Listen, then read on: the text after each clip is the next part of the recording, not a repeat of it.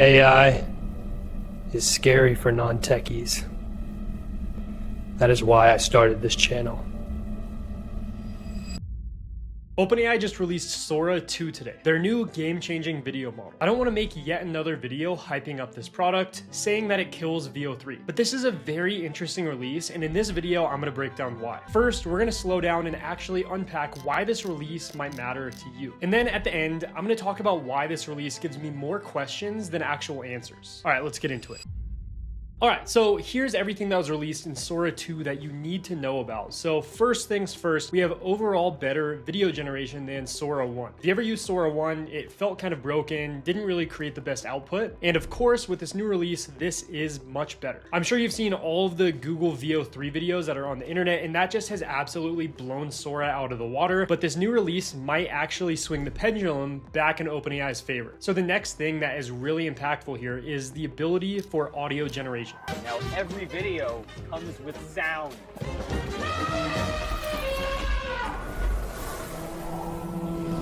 So now whenever you actually generate a video using Sora, it will also generate audio with that. Very similar to what VEO3 was already doing. So why exactly does this matter? This matters because think of it, you could actually generate a video of somebody speaking and saying something, and it will actually show the character speaking. So not only does it allow dialogue for specific characters, but it could also generate things like background noise and other things like that. But that's nothing new compared to something like VEO3. It's just kind of bringing this closer to VEO3. The next thing sets us apart from VEO3, and that is cameos. So what exactly is a cameo? And there's two parts to this, because so they actually are releasing a Sora app to go along with this new video model. So now this gives the ability for anybody to make videos of other people or of yourself. And using their Sora app, which is essentially a social media platform, you're able to instantly tag a character, generate a video of that person, and share it with your friends. A quick example of this is you could actually be like in a group chat with your friends on the Sora app and generate a meme with all of your friends in a meme. I'm going to show you here in a little bit an example of this, and it's pretty fun and exciting. So this brings up some concerns. Can you just generate a video of anybody saying anything? And the answer to that is no. OpenAI rolled this out knowing that this was going to cause potential issues with a bunch of deepfake videos. So as of now, you actually have to grant access on the Sora app for people to make videos about you. So think of it like this. Right now, you could kind of grant access to your friends or your family to make videos with you that are kind of fun, but OpenAI's guardrails will make it so that way you can't generate,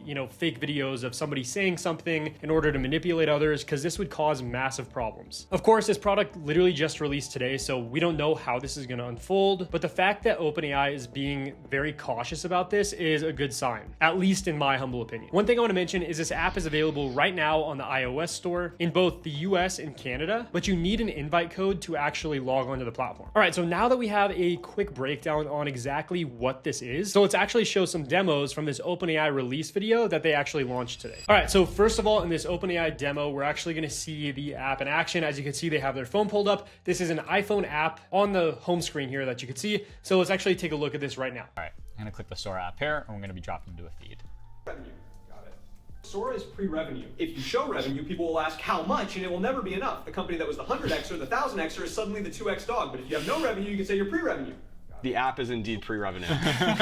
Okay, so first thing I want to note here is, as you can see, this is Sam Altman in this video. And if you've ever seen the show Silicon Valley, this is a reference to that, which I find pretty hilarious. But as you can see, this character in the video is actually this guy here that they're demoing in the OpenAI video. The character consistency is insane, and this is why these cameos are going to be so impactful. So as you can see, that Bill, I'm assuming this guy's name is Bill, created this video, and he cameoed Sam Altman into the actual video. As we could see, let's watch this one more time. Sora is pre-revenue. If you show revenue, people will ask how much, and it will never be enough. The company that was the 100x or the 1000x is suddenly the So that's Sam Altman. As you can see, it's cameoed in the video. Pretty crazy.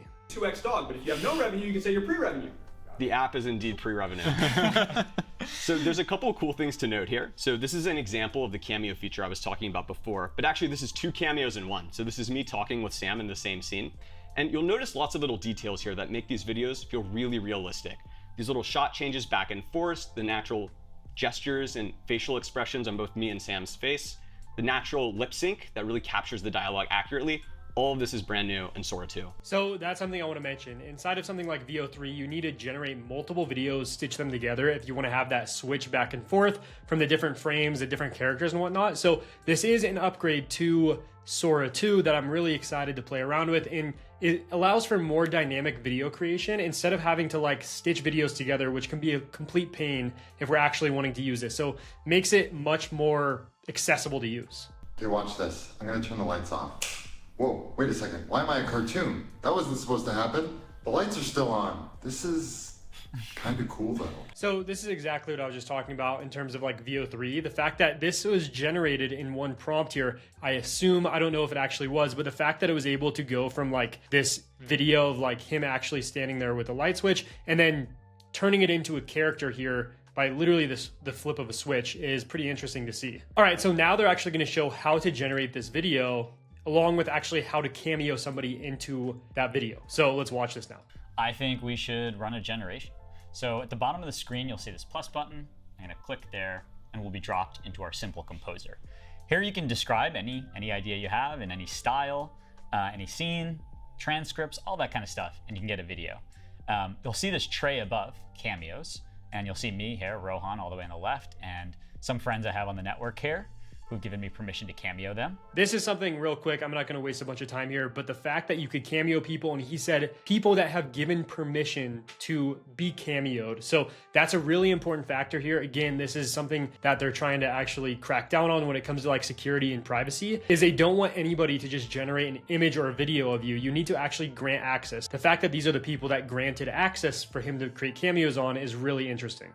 So I imagine really this is only going to be between friends, at least to start on this platform, to just like generate memes with your friends.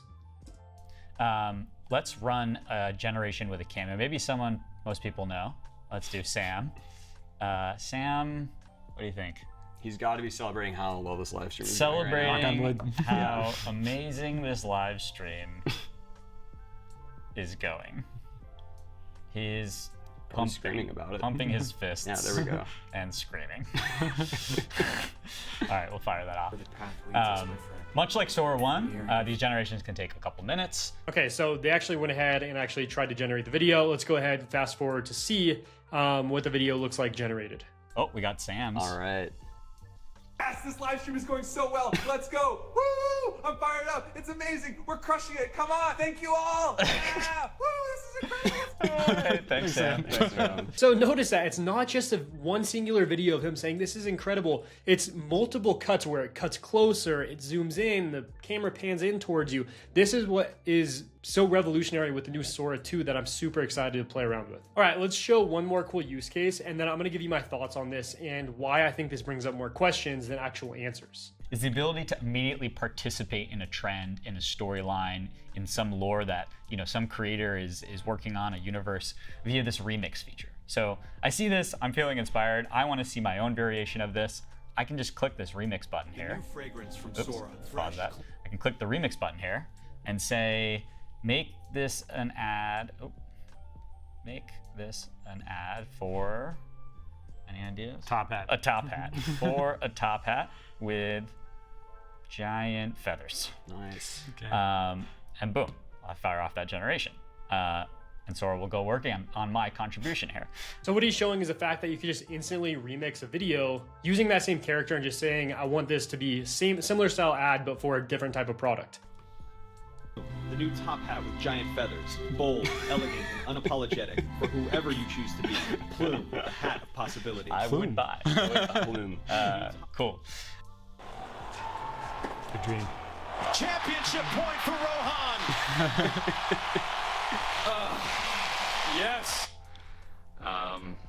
I want to thank the haters for fueling me. Gold chain? You can see my gold chain in there.